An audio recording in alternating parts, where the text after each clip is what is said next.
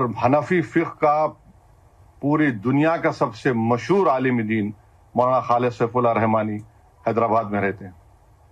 سب سے بڑا عالم ہے, فقیہ الاثر کہتے ہیں ان کو. آپ کہتے ہیں اسلام کی بات کرتے ہیں, پھر آپ نے ایرانین آؤٹ پوسٹ پہ گولیاں چلائی تو وہاں سیسا پیلا ہوئی دیوار بھول گئے. بلوچیوں پر آپ قتل کرتے ہیں, سیسا پیلا ہوئی دیوار بھول گئے. آپ افغانستان میں آپ یقین نہیں کریں گے, جب 9/11 کے بعد یہی حکومت تھی, یہی اسٹیبلشمنٹ تھا جو معصوم لوگوں کو, جو ڈاکٹرز تھے, انجینئرز تھے, سرجنز تھے, صرف $15,000 کے عوض میں ان کو امریکنوں کو بیچ دیا. $15,000 اس میں کتابیں لکھی ہوئی آپ پڑھ سکتے. اور افسوس اس بات کا ہے کہ قرآن کی آیات تو بول دیے, کیا یہ حرمت کے مہینے نہیں ہیں؟ اس حرمت کے مہینے میں تو حملہ ہو ہی نہیں سکتا نا. چلیے آپ بولتے آپ اسلام پہ ہے, ذیقعد کا مہینہ, ذی الحجہ کا مہینہ, محرم کا مہینہ, تو یہ تو حرمت کے مہینے آپ حملہ کر ہی نہیں سکتے. آپ تو اسلام کا پرچم لے کر جو جھوٹے دعوے کرتے, تو آپ نے حملہ کیا اور آپ نے پونچھ میں 14 لوگوں کی جو موت ہوئی اس میں 4 معصوم 10 سال کی عمر کے مسلم بچے تھے. حرمت کے مہینے میں آپ حملہ کر رہے ہیں. اب میرے بولنے کے بعد بولیں گے نہیں ہم دفاع میں کر رہے ہیں. ارے 75 سال سے تم دفاع کر رہے ہو. یہاں پر لمبینی پار, گوکل چاٹ میں جو حملے ہوئے وہ کیا تھے بتائیے. پھر دلسکھ نگر میں بم بلاسٹ ہمارے شہر میں ہوا, کیا تھے. اور پھر یہ بولنا کہ اسلام کا نام لے کر, ان لوگوں کو یہ نہیں معلوم کہ حیدرآباد میں جو جامع نظامیہ ہے اس کو حضرت مولانا انوار اللہ شاہ فاروقی رحمۃ اللہ علیہ رسول اللہ صلی اللہ علیہ وسلم کے حکم پر مدینے سے نکل کر حیدرآباد آ کر اس مدرسے کو قائم کیا. یعنی آپ یہ بولنا چاہ رہے کہ آپ ہی اسلام پر ہیں اور 20 کروڑ مسلمان جنت میں نہیں جائیں گے. آپ یہ بولنا چاہ رہے کہ ہمارے تمام جتنے علماء ہیں, چاہے وہ دیوبندی مسلک کے ہوں, بریلوی مسلک کے ہوں, چاہے اہل حدیث ہوں, چاہے شیعہ ہوں, آپ ہوتے کون ہیں بھائی؟ اسلام کو کیوں لے کے آ رہے؟ آپ ایک جارحانہ موقف 75 سال سے بھارت میں کر رہے ہیں. آپ وہاں سے دہشت گردوں کو بھجا رہے ہیں اور آپ یہاں پر پونچھ میں آپ مار رہے ہیں. آپ اب تو گرجا گھر کو بھی آپ نے نقصان پہنچا دیا. ایک ہمارے آندھرا پردیش کے ایک بہادر سپاہی کی بھی اس میں ہلاکت ہوئی ہے. تو یہ بار بار, اچھا آپ کو جان کے حیرت ہوں گی کہ جماعت اسلامی پاکستان کا چائنیز کمیونسٹ پارٹی سے اگریمنٹ ہے. جماعت اسلامی پاکستان, جماعت اسلامی ہند نہیں, جماعت اسلامی پاکستان کا چائنیز کمیونسٹ پارٹی سے اگریمنٹ ہے. اور اسلام کی بات کرتے آپ, کہاں وہ دہریے اور کہاں توحید کی بات, کہاں ماؤ اور کہاں ہمارے اولیاء اللہ. جماعت اسلامی پاکستان کا اگریمنٹ ہے چائنیز کمیونسٹ پارٹی سے. آپ اسلام کی بات کر رہے ہیں, مگر آپ جو چائنا کے زنجیانگ میں جو قتل و غارت گیری مسلمانوں سے ہو رہی, آپ ایک زبان پہ نہیں آتا آپ کے. تو یہ ان کا اصلی مقصد رہا, اور ہم ان کو بولنا چاہ رہے کہ آپ یاد رکھو کہ ہمارے پاس جو علماء کرام بھارت میں ہیں اور جو اہل دل یہاں پر ہیں, وہ ایک نہیں کئی مرتبہ رسول اللہ صلی اللہ علیہ وسلم کا دیدار کر چکے اور دیدار کرتے رہیں گے. یہ کیا بات بتاتا ہے؟ اور آپ اسلام کا نام لے رہے ہیں. کون سا اسلام؟ آپ پہلگام میں آپ تھوڑی دیر کے لیے سوچئے کہ عورتوں کو الگ کرنا, بچوں کو الگ کر کے کلمہ پڑھو تم ہندو ہو یا مسلم, گولی ماریں گے. مانے جو لوگ بچ گئے وہ زندگی بھر کا زخم اپنے ساتھ لے کے جیئیں گے وہ لوگ. اب ہوتے کون ہے کرنے والے؟ یہ اسلام اور نام لے کر ایک جنگ نہیں کر رہے ہیں, یہ صرف بھارت کو ہمیشہ پریشان کرنے کے لیے 75 سال سے حرکتیں کر رہے ہیں.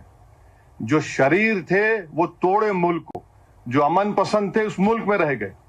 تو ان کا یہ بار بار اسلام, تمہارے پاس کیا ہے بابا؟ ہمارے پاس اللہ کے رسول صلی اللہ علیہ وسلم کا عاشق احمد رضا یہاں پر ہے, ہمارے پاس خواجہ ہند الولی ہے.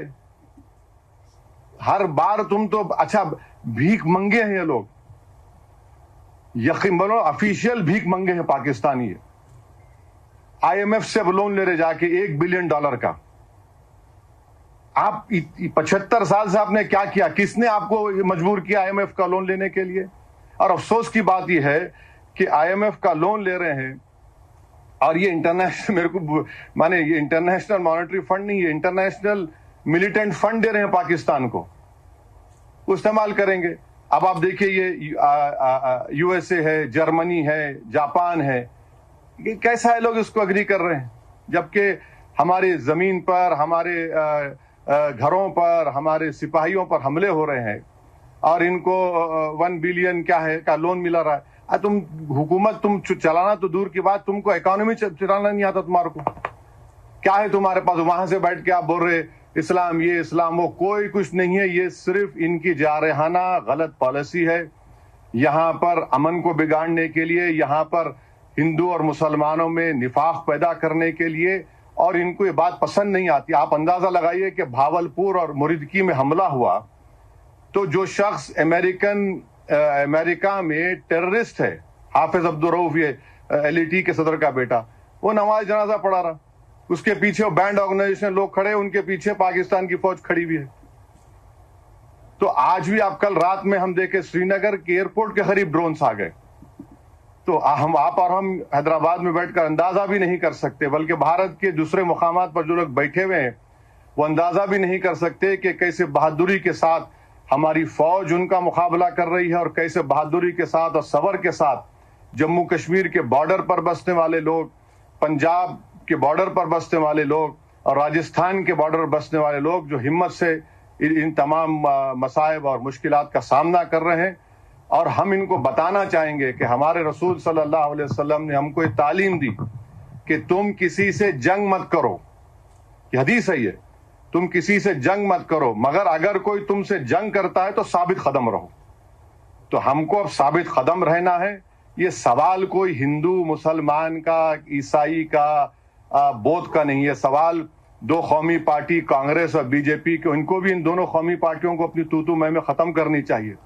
سوال یہ ہے کہ ہم کو ایک سیسا پی رہی دیوار کی طرح ایسے ملک کے خلاف کھڑے ہونا ہے جو ساری دنیا کے لیے خطرہ ہے بھی، بلکہ کبھی نہ کبھی کسی وقت پہ اس دنیا کو، اس دنیا کے ذی اثر لوگوں کو، ان کے لیڈرز کو طے کرنا پڑے گا کہ کیا اس ملک میں نیوکلیئر بام رکھنے کی اجازت دی جا سکتی ہے۔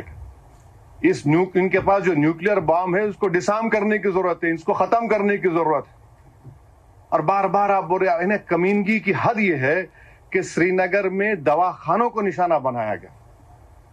اور یاد رکھیے وہ جو پونچھ کے مولانا کو جو انتقال ہو گیا، جو شہید ہو گئے، ان کو ایک ہندو ایم ایل سی نے اپنی گاڑی میں بٹھا کر اسپتال پہنچایا۔ اب یہ اور بات ہے کہ ہمارے گودی میڈیا نے کہہ دیا کہ ارے نہیں وہ مولانا کو، وہ پاکستان کے وہ فلاں تھے۔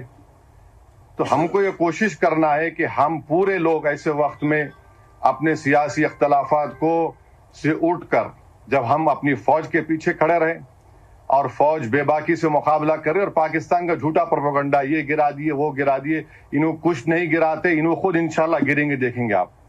اور یہ ہونا چاہیے، یہ ہے، یہ بار بار اس طرح سے دھمکی دینا، بار بار آ کر تنگ کرنا، بار بار آ کر ملک میں پریشانی پیدا کرنا، اور ان لوگوں کی وجہ سے آپ میری بات سے متفق ہوں گے، کئی مسلمان جیلوں کو چلے گئے، 8 سال 7 سال جیل میں رہ کر نکلے وہ لوگ، وہ ان کا تو وہی نہیں ہے پھر۔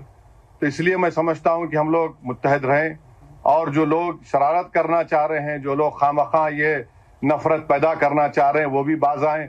ہماری دونوں نیشنل پارٹی سے اپیل کرتے کہ آپ اپنی تو میں بعد میں کر لو، پہلے فوج کے پیچھے ہم کو کھڑے رہنا ہے۔